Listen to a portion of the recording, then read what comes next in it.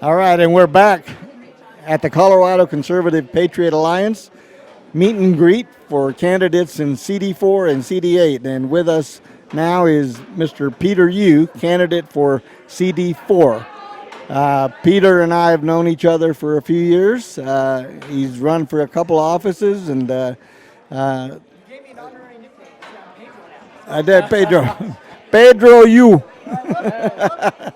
So we want to be respectful of your time. We know everybody has to get going on the road, so we're going to start off by asking you just a quick question about.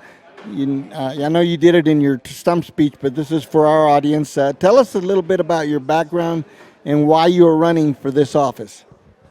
So that's actually a great question because this is the only reason why I'm sitting here. My family, we came here in 1969. My mom and dad had to escape from China because our grandparents, or I never got to meet, were killed, and they were orphaned. And they then fled to Hong Kong. Took forever to come to America because we did it the legal way. And when we finally came here, my mom and dad and my 6 brothers and sisters came here, not to pay their name, to speak a word of English. And then they did something really stupid. When you're broke, they had a 7th child, me, which I'm glad they actually did that. And it's a true rags to rich story where we were nearly almost homeless.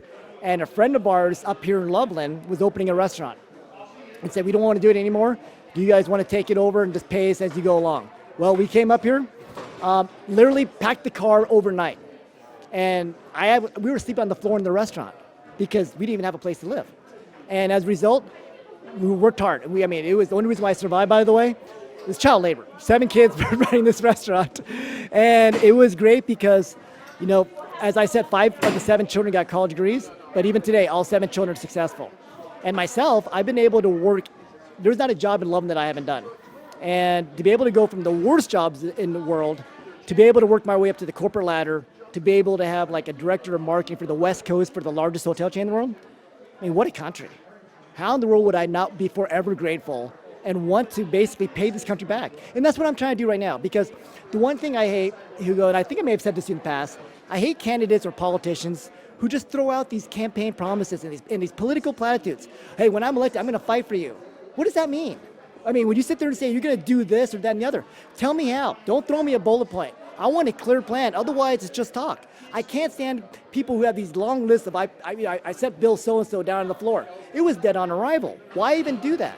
And as a corporate America, I want to make sure I have the opportunity to use my experience to sit there and say, okay, what's my obstacles? Who do I need to talk to? Who do I need to get support for? I'm not bringing anything to the floor unless I know I have full support and make sure that passes. We need actually real change, not just talking points. Great. Nick? So you talked a little bit about it so far, but what uniquely, because we have such a diverse field in this district, what makes you uniquely qualified for this office in particular? So I did touch a base on it a little bit. So I feel very blessed that I've had to work in some of the most difficult work experiences ever. I remember sitting in a boardroom with the vice president of the largest hotel chain in the world, and him saying, Peter, we're going to invest X amount of millions of dollars. We need to infiltrate 6 states. We need to know what stores we need to get into, what marketing team we have to create, what's our obstacles, who's going to stop us, what permits do we need, who do we need to get on our side. And I need to know all this before we even spend $1. And by the way, when you do that, we better make sure that we actually have a 2 or 3 to 1 return on our investment.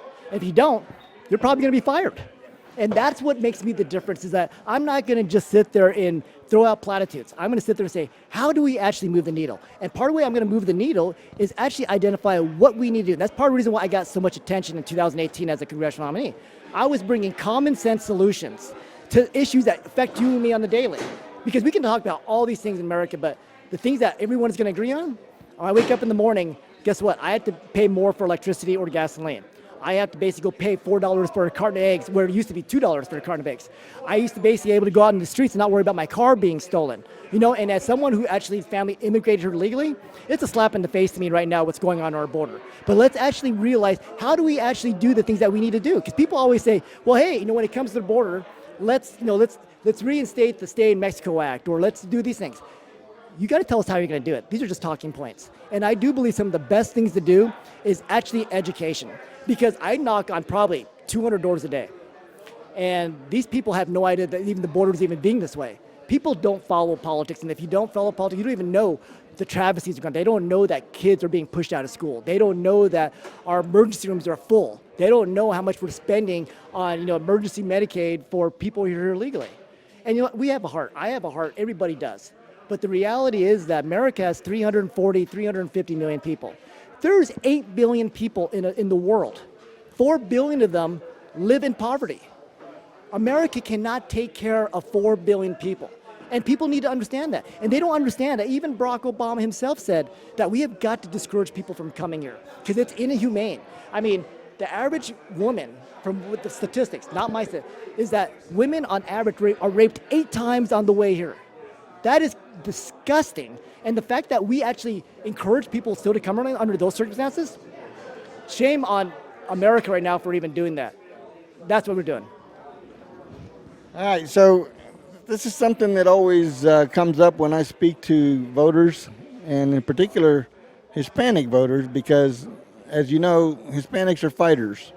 And we believe and we love fighters, and that's one of the reasons President Trump is so popular among Hispanics.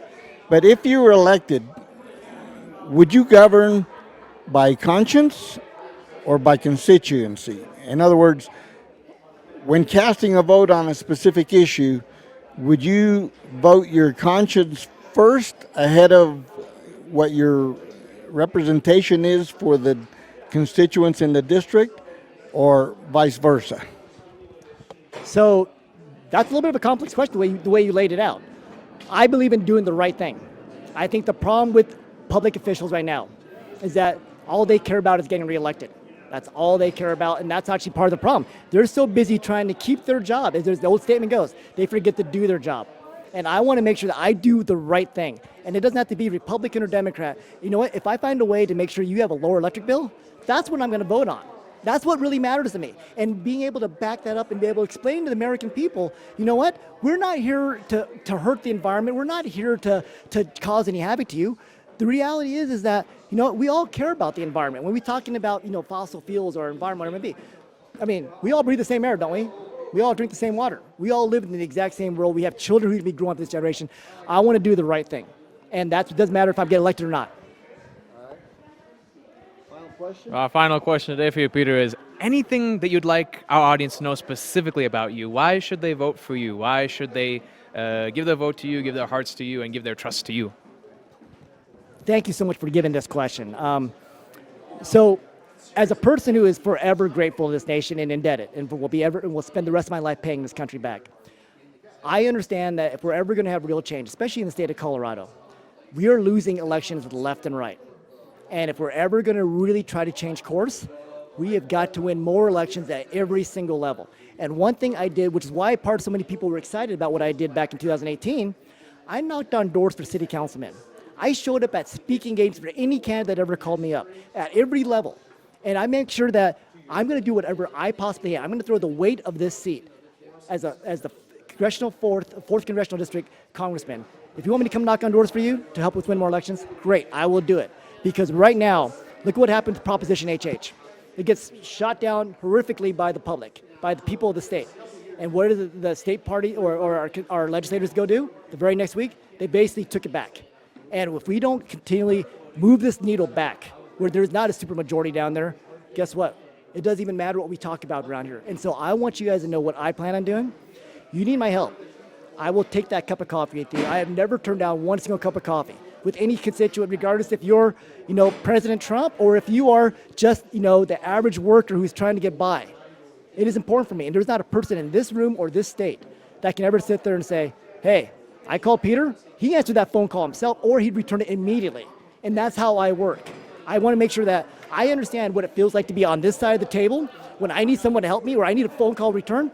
I can't stand it, and I will never let someone feel that way because of me. If you actually are calling me up, I'm going to make sure that you get my personal attention, and I will do everything I possibly can to basically address the issue. That's kind of where I'm at. Great. Thank you, Peter. We have been visiting with Pedro Yu, our our good friend and candidate for CD4. We wish you the best on the campaign trail, and hopefully we can visit with you again on our live broadcast. we'll be in touch with you and get you on there. So good luck to you on your campaign trail. Thank you.